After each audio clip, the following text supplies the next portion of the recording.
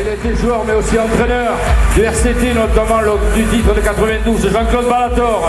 Allez, viens nous rejoindre, Jean-Claude.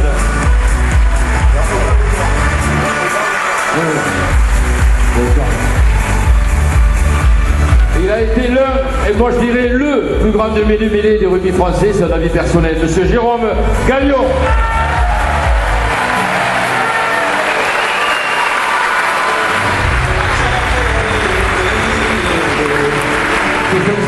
Lui aussi est un grand demi-mêlée, champion de France en 1992, monsieur Aubin Weber.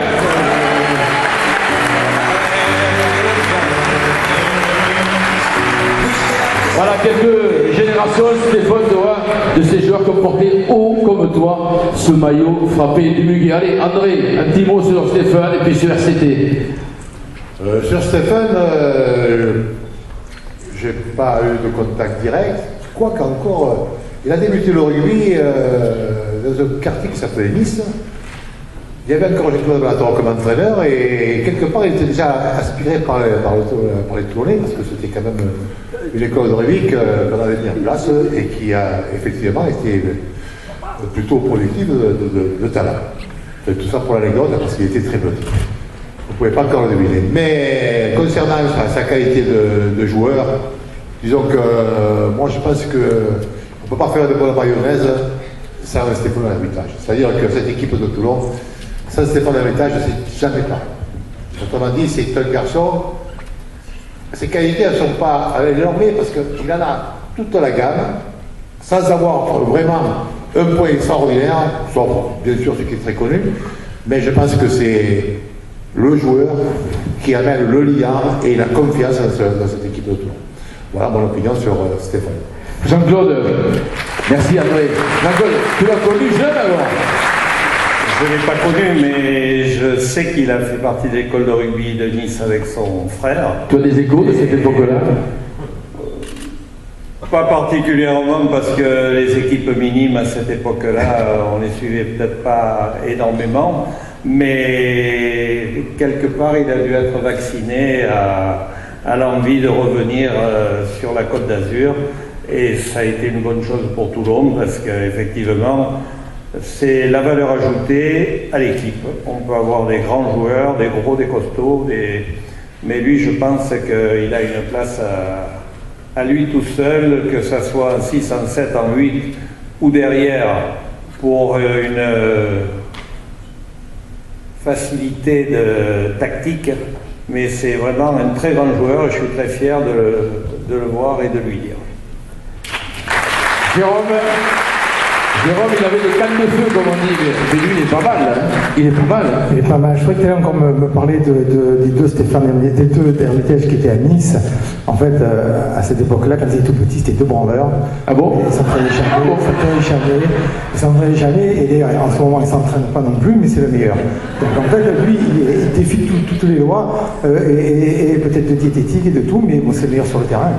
Et moi j'apprécie dans un groupe.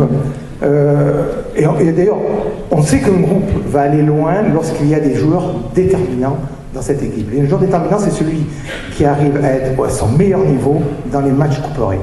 Et à Toulon, contrairement aux autres équipes, lorsqu'on voit les Toulousains ou les Montferrandais, il y a peut-être 3-4 joueurs déterminants. À Toulon, il y a la moitié de l'équipe qui est déterminante, et c'est ça qui fait la différence.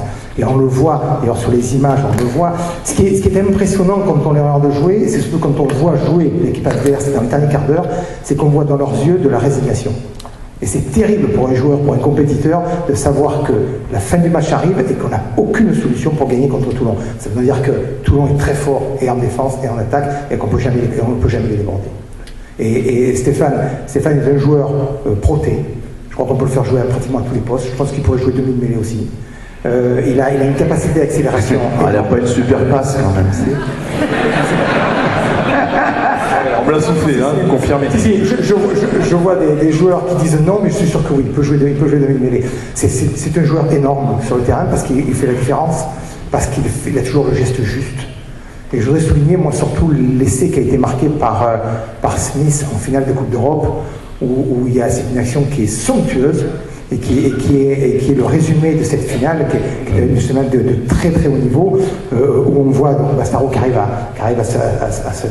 à se démener, qui passe à Smith, qui redonne à Fernandez Lopé, et c'est là où Fernandez Lopé accélère et a cette lucidité qu'on ne peut peut-être pas retrouver sur 3 quarts centre sur 3 de top 14, de redonner le ballon sur Smith parce qu'il sait qu'il est décalé et qu'il va marquer l'essai. Ça, c'est remarquable. Et ça, c'est l'apanage d'une très grande équipe, de savoir qu'on peut se sacrifier pour donner le meilleur ballon au copain qui va marquer.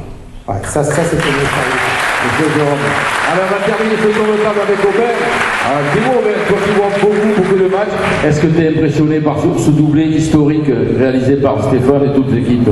Non, mais tout simplement, je crois que c'est énorme. C'est énorme, le doublé, c'est énorme comme ce joueur-là, comme cette équipe. Je crois que c'est... il fait partie de la lignée des grandes troisième lignes qu'il y a eu à Toulon. André est là, Eric Champ, Thierry Louvet, Eric Melville. Donc voilà, je crois qu'avant tout, la grosse qualité de Stéphane Armitage, c'est qu'il bonifie tous les ballons. Et ça, pour un demi-mêlée, je crois que c'est très important. Et voilà, autant en attaque qu'en défense, c'est un joueur toujours omniprésent. Alors bon, je crois qu'il y a eu beaucoup d'éloges de faits, les images ont prouvé, et je crois qu'à chaque fois qu'on le voit sur le terrain, lui et tous ses partenaires, notamment lui, c'est un grand plaisir.